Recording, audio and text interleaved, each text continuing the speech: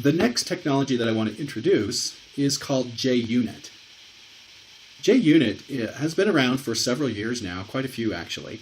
It provides a framework for programmers to write unit tests within Java. And it's very powerful because it allows me to basically include my unit tests or tests of my code as a part of my code. And there's a lot of frameworks where it will automatically run my JSON, or I'm still in JSON, my jUnit unit tests as a part of the build process when I'm building my Java code. So great library used very commonly today. And in fact, today, it's even becoming more commonly used with functional tests in addition to unit tests.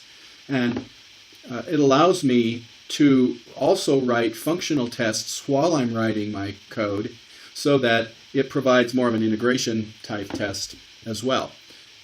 It's a framework that comes from jUnit.org, so you have to go out and get a library for that. Now, before you do that, check and see if the library is available for you, because it generally comes with Eclipse or with NetBeans. So you may not have to do anything there to make it available to you. It's fairly easy to set up. One of the great and powerful things about it is it comes with a set of assert methods.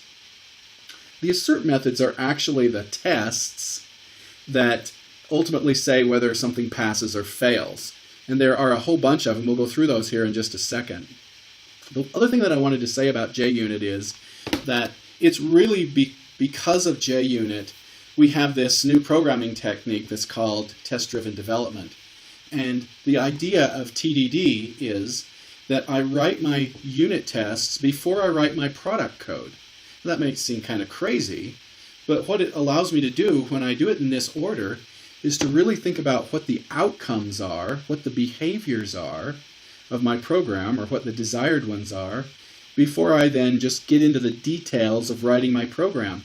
Because especially with less experienced programmers, you get into and you're writing your program and you're so concerned about syntax and design and these types of things that you kind of miss the point of what the program's supposed to do. And so focusing on first on the unit tests, then on the program will help you to do that. And it will really force you to think about what the program needs to do. Provide some references here. The second one is actually to jUnit itself, so you can go out and get the libraries if you need to. Again, check and see if you already have it. When I'm looking at your program and trying to get you to basic on this, you don't have to set up a really complex program here, but I want to make sure that you know these different assert methods, and so I want to see you use them all as a part of your program. They ultimately are what decides whether your tests pass or fail. So, powerful technology, widely used in industry, very common, and you're going to find that it will really help you as a programmer if you use it correctly.